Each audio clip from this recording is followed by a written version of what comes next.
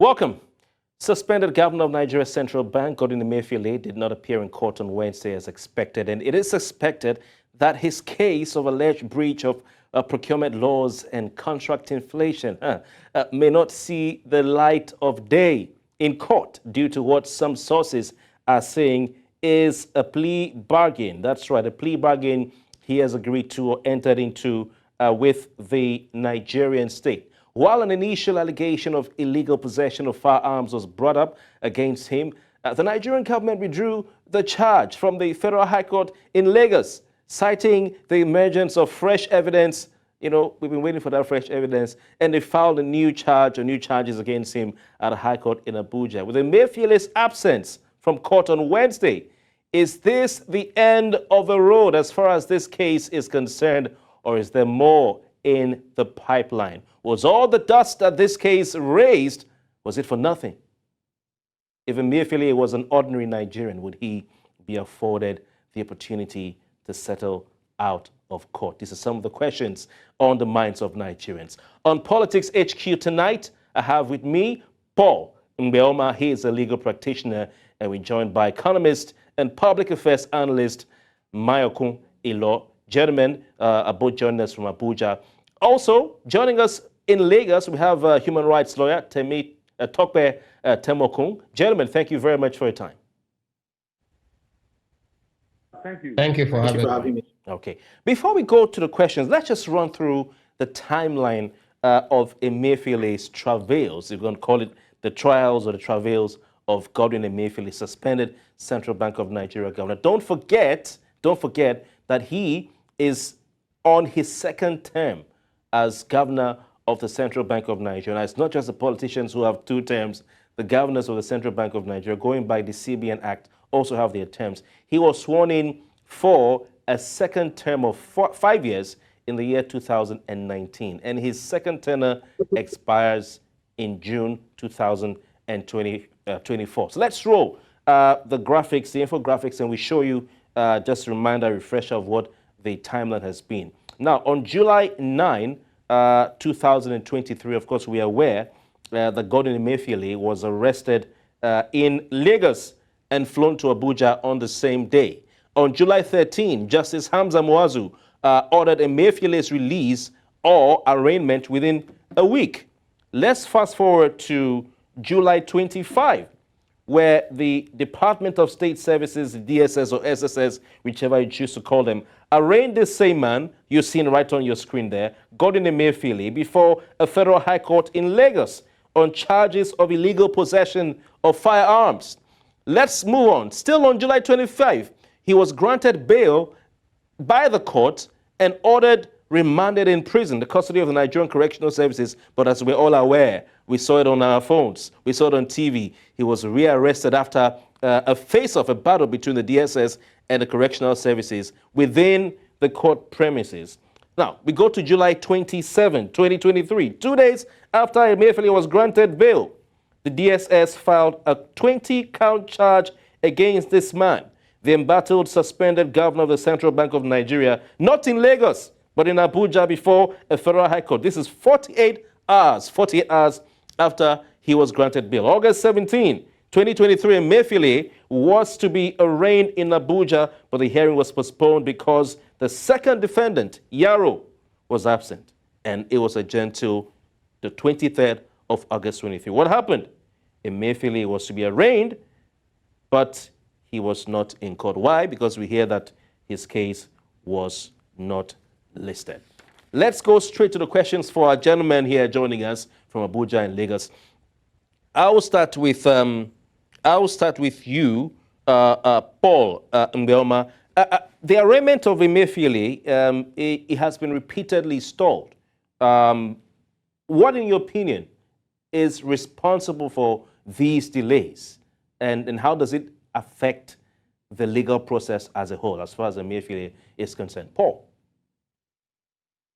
Right, thank you for having me. Now, when a criminal proceeding is instituted in court, there are procedures that need to be undertaken by the prosecution. Now, during the course of the prosecution undertaking those procedures, there may be a point where parties can say, well, we have looked at this case. Why don't we explore the possible provisions of the law and see how we can get this matter resolved, under the relevant provisions of the law. And looking at what has happened so far, it is clear that appears, at least from the news reports, that appears to be what is currently going on, because the matter was initially adjourned to come up on 23rd, but on that 23rd, it didn't come up, and the news reports have it that the registrars of the court informed parties that the matter was not even listed, and from indications, it appeared that that was because parties were trying to explore relevant provisions of the law to see how the matter can be dealt with. Interesting. I'll go over to you, Mayoko Elo. We hear that Emefiele is exploring a plea bargain deal with the federal government of Nigeria. I don't know if you were surprised to hear that, but quite a lot of people have expressed a surprise. Can you explain? What do you understand by all of this?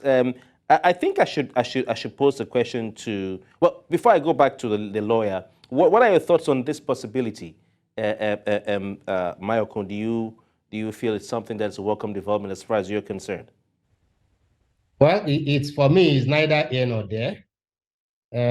It's a Nigerian. If there are provisions within the law or within the administration of justice that he can explore, it's within his rights to do that. So I don't think I really have one thing against it or for it either way. But the truth is, if they want to keep him in custody for the next 4 years, DSS has the ways and means to go about it. So, but as far as some of us are looking at it from the legal perspective, the courts have to respect, the DSS has to respect the rulings of the courts. The Constitution has to be respected, as it were. But, I want to sometimes think about it outside the legality of the whole process. The man has had it coming for him over the years. He has gone beyond the bounds of duty. He has done things he shouldn't have done. He has dishonored the office he held. So, but the legality of it is that he cannot be removed without the consent of the Senate before June 2024, when his time is supposed to elapse. There are supposed to be distinctions in the executive and the legislative and maybe the judiciary, how they go about doing things. So the plea bargain is supposed to maybe allow him to resign, maybe give him maybe a reduced sentence, or not for him to serve sentence altogether. So he's exploring his options. They are exploring for him. But the truth is, they don't trust each other, the two parties involved. Emefiele is trying to get the best deal he can in the circumstance, given that he's not a young man. Maybe he doesn't want to go to prison. Maybe he feels that he doesn't want to spend the rest of his life, or maybe 5-10 years in jail. Then DSS is looking, okay, can we get him to surrender whatever it is we think he has stolen or he has improperly appropriated for himself, among other things. The case of procurement fraud being one of them. So everybody is examining and see, okay, how far can we push this? So as long as this thing was not listed in court today, it means that maybe they are still talking and they are trying to preempt or to exhaust the legal or administrative side of things before coming to court. Right, very interesting. Thank you, Michael. I will introduce Tokpe Temokun. He's a human rights lawyer. He's the only one amongst the trio who is in Lagos, so he's not far from us. Tokpe, good evening to you. Thank you very much for your time.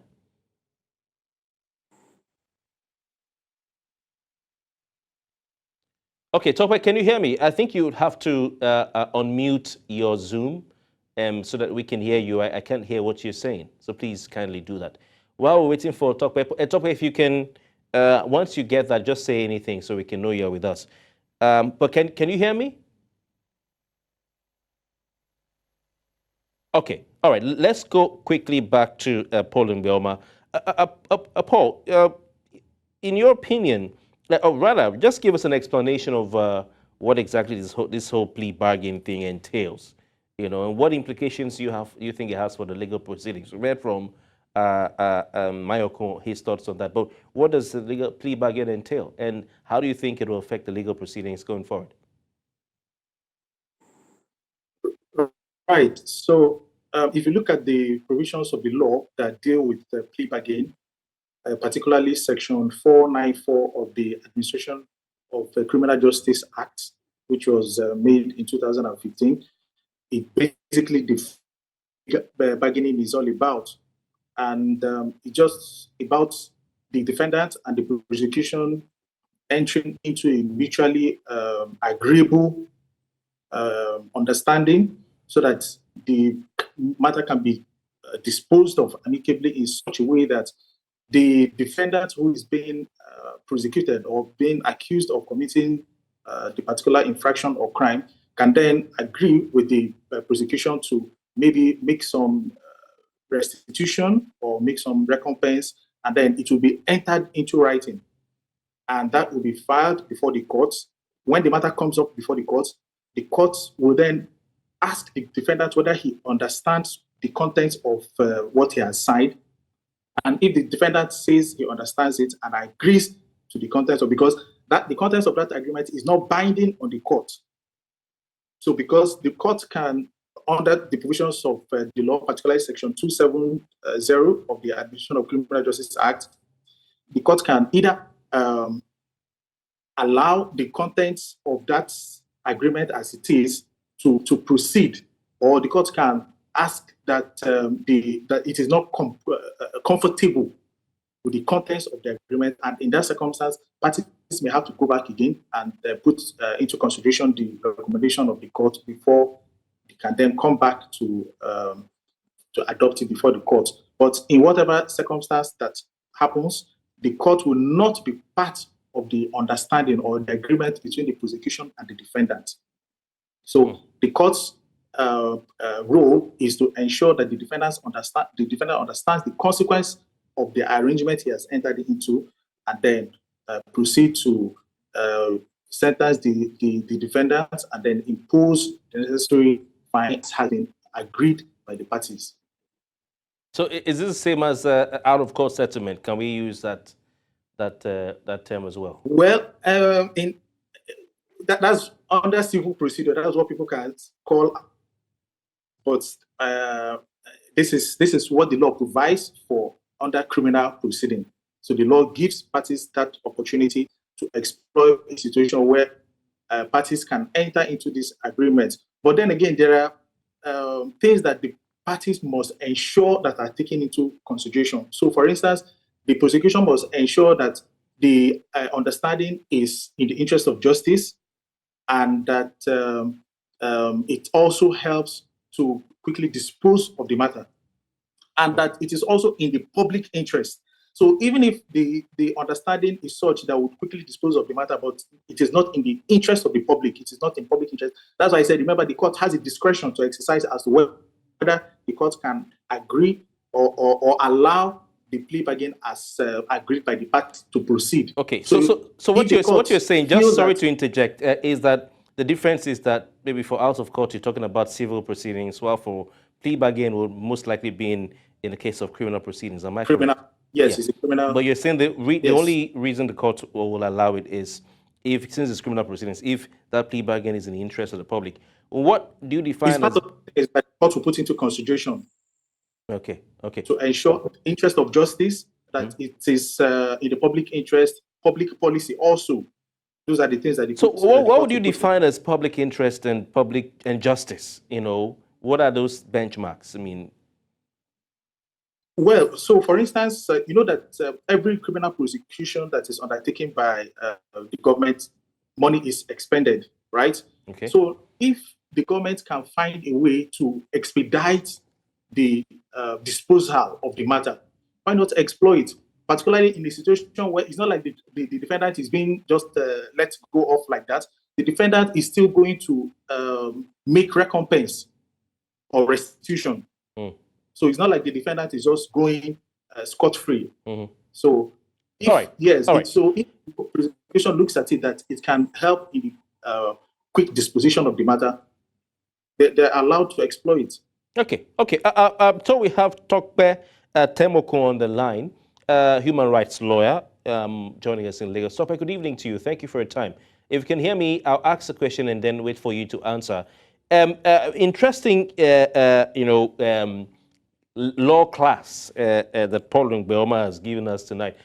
Would you say that if indeed it's true that Godwin Emefiele is entering into a plea bargain with the federal government, that such a plea bargain is in the public interest, in the interest of justice, which seems to be the benchmark for courts approving plea bargains? Stop it.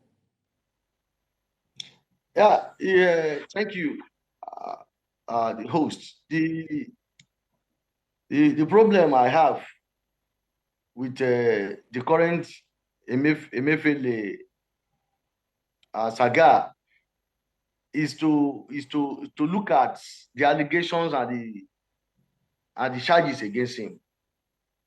If an individual is taken before the court in criminal matters, he has the right to opt for plea bargaining, to settle with the state, to restitute the state, particularly in monetary matters like this one.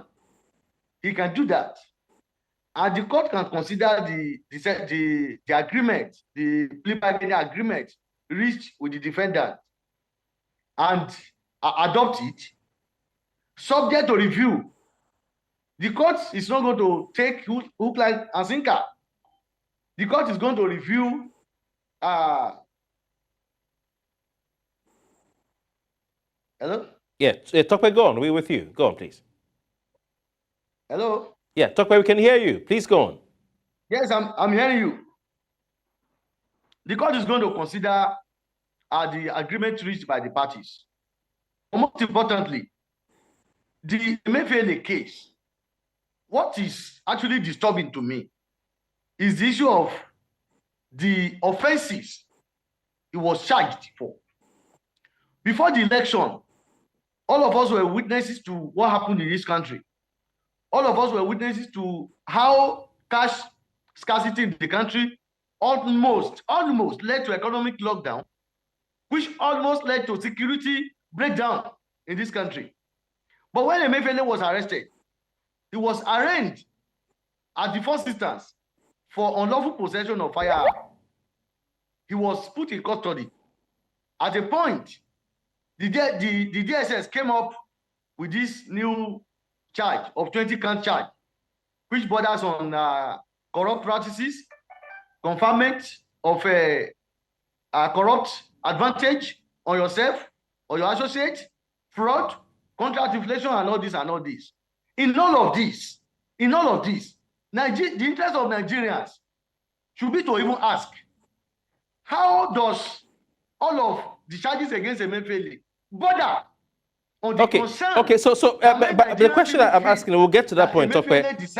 Yeah, Tokwe, the question I'm asking is, if you are, you're a lawyer, let's just say you're the judge. In your opinion, since Paul has told us about the standards for which a plea bargain will be accepted or approved by a judge or court, if a plea bargain, looking at all the things that you've outlined or laid out as the sins of Emefiele in court, if a plea bargain is entered into with this man, would it be in the interest of public interest and the interest of justice and fairness, and probably, like Paul said, to save money and to reduce the time people spend in court and all that?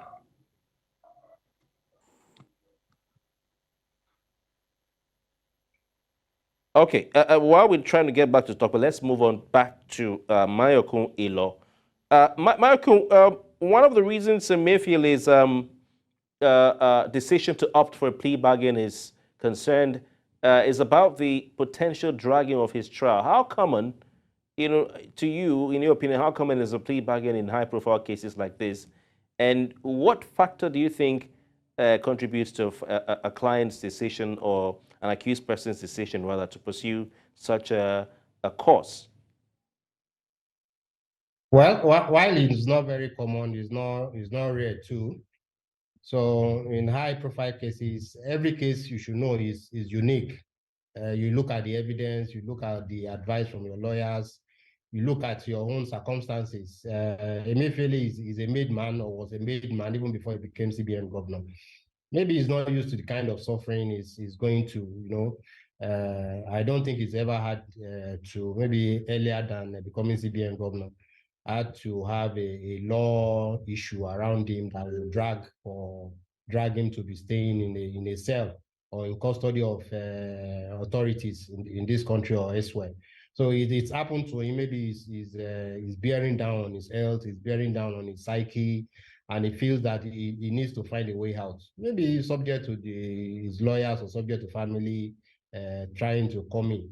So, but as far as I'm concerned, taking the cue from what the human rights lawyer was saying, given the plethora of evidence, the plethora of issues surrounding him, surrounding his station as the CBN governor over the last 9 or thereabout years, I'm sure if DSS really wants to go after him, they should have more than enough. But sometimes the people we are trying to prosecute are the people that have the evidence, and it might be smarter than them in terms of financial matter or hiding whatever it is. I'm not presuming him judged already. I'm just saying that he has the wherewithal to maybe push them on a wild goose chase. So they are now saying, okay, if we are getting you on 2 or 3 of these counts instead of 6, will you be willing to do a plea? It might come from them, it might come from him. So, but he might see that maybe there's some sense in whatever it is they are offering. So, as far as I'm concerned, too much has gone under the bridge for him to be given a life sentence or for him to be able to go scot-free at this stage. It should be made to recompense. It should be made to, at least in the public interest. I don't know how public interest is only defined. Everything is relative. But I think it should not just go scot-free because people have died in the case of maybe Naira redesign and the rest of it. He's taking, I said on here at a particular point in time, that the fact that they call you CBN governor does not mean you are elected. You are not an elected representative of the people. You are appointed and you are supposed to discharge your duties. He became political. He became larger than life. And as far as I'm concerned, I'm an economist by training. So I felt it dishonored that office and brought disrepute to the office of the CBN governor. Now that the law is still there, that okay, he has to stay his time or 2/3 of the Senate have to agree to pull him away from his office. Maybe they don't trust that the senators will be willing to vote against him. Maybe they have benefited one thing or the other from him, or they are looking at 1 or 2 instances of whatever it is. So they feel that, okay, let us talk plea bargain, resign honorably for whatever it is that your time is remaining in office. Let us have access to maybe the funds that we believe that you have stashed away in one place or the other. But at the end of the day, who knows how much has been stashed? You know, the problem with plea bargain, as I understand, is if we agree that, okay, nothing will be found out in the next 5 years against you, and you've lied to us that, okay, this is everything I had in custody or I had stashed away. And we now find out that through one means or the other that they have been lying to us. We have the right to refer back to this matter and bring maybe more charges against you. However it is, we are watching developments. DSS is not saying much. Emefiele is not saying much, although even if he wants to say, I don't think he has that liberty at this moment. All right. But all right. the coming will say a lot. Okay. I'll stay with you, Michael, for a second here. You know, the perception of justice really matters in this case. How people perceive the justice delivery in Nigeria to be really matters. And we know what is being discussed on the streets, all the conversations on social media. Now, there are suggestions that some highly placed Nigerians interceded for Emefiele to make or to encourage the government to accept the idea of a plea bargain. So what role might political and influential figures play in such legal matters? And how do you think the role that these political and influential figures play impacts the perception of justice in this country? Well, there's something we talk about in stakeholder management. There are stakeholders involved, and they don't all have the same power and influence or interest in cases like this. When Emefiele became CBN governor in 2014, some people were responsible for bringing him there. Some people told him ahead of time, you are going to be the next CBN governor. They know the kind of powers they hold. Maybe they are still the same. If it's in the good books of those same people, they are still interceding for him because it is in their interest. In Yoruba land, they have a saying that when you drag some things, other things can be dragged into the open. Maybe they don't want some other matter that are still buried They don't want it in the open. They want whatever it is that has been buried to stay buried. There are too many scandals around this man. I don't want to go into details there, from private sector to public sector to anchor borrowers funds and the rest of it. So I'm sure some people are looking at, okay, whatever can we do? Using their political leverage and political connections to at least look for a settlement out of court, so that their own issues, whatever it is that they want buried, will stay buried. So it's political. Not everything is 100% legal, and not everything is 100% political. Even the judges in court, we have to go when they bring in the issue of security into it, that, okay, this is what the president wants, or this is what the powers that be wants. Let's see what can be managed, and they will do it. Okay, interesting. You've spoken to even the intersection between the politics and the legal aspect of this case. I'll go to Tokwe before I come back to Paul, because we lost Tokwe along the line. Tokwe, if you can hear me, Emefiele is facing allegations as we speak now of a violation of the procurement law. We've seen, the charge of the previous charge of illegal possession of firearms and live ammunition that was dropped in favor of the new charges, 20-count charge bordering on violation of procurement law and with a significant amount of money involved. The SSS had said, given us the reasons why they wanted to withdraw the first charges in favor of this one, that they had some fresh evidence or some fresh information that they had gotten from their investigation that warranted the withdrawal of the first charges in favor of these 20-count charge. Now, if this case ends at this particular point with a plea bargain of some sorts, Dr. has told us, Baraka has told us he doesn't want Emefiele to go free. He must serve some time in prison. But even if he gets maybe a reduced sentence or he gets to walk scot-free, and this case ends at this point with a plea bargain, Atope, would it be apt to conclude that this was a classic case of giving a dog a bad name just to hang it? Because people were wondering, what was the brouhaha all about? No, I don't believe it's a case of giving a dog a bad name in order to hang it. It is rather a case of seriousness on the part of the agency of government, that is the DSS, that is currently prosecuting Emefiele. The powers conferred on the DSS under the Nigerian Security Act, I don't see how their work covers this issue of contract inflation and procurement of goods in violation of procurement law, or the corrupt practices that he has been accused of. When Emefiele was arrested after this present government took over power, Nigerians thought it was on the issues that happened before the election. The cash scarcity, the cash exchange, how it affected the economy, how it bothered, it touched down on the security. For me, I cannot say any seriousness in what is actually going on in court. So if Emefiele now enters into plea bargaining now, and he paid them the money that he was alleged to have stolen, how does that satisfy the interest of the public in respect of the suffering to which the masses were put onto before the election? We have to do things in a serious manner. All right. This government ought to wake up and do things differently. Gentlemen, thank you so much. Serious business. That's why I asked because I mean, if all the things that you've pointed out, you've raised have not been tackled, then maybe some will say they just want to hang him and just rough him up a bit. But thank you very much for your time. You've given us your expert opinion. I'm afraid we have to leave it at that. Paul Ngbeoma, thank you so much for your time. Mayakun Ilo, as well as Tokpe Temokun. Thank you very much, gentlemen, for your time. Thank you so much. Thank you for having me. All right. We're still watching Politics HQ right here on News Central TV. When we return, we'll address the rejection of 17 out of the 39 cabinet nominees sent by Governor Babajide Sanwo-Olu of Lagos State, Nigeria, to the Lagos State House of Assembly, kicking up a political storm in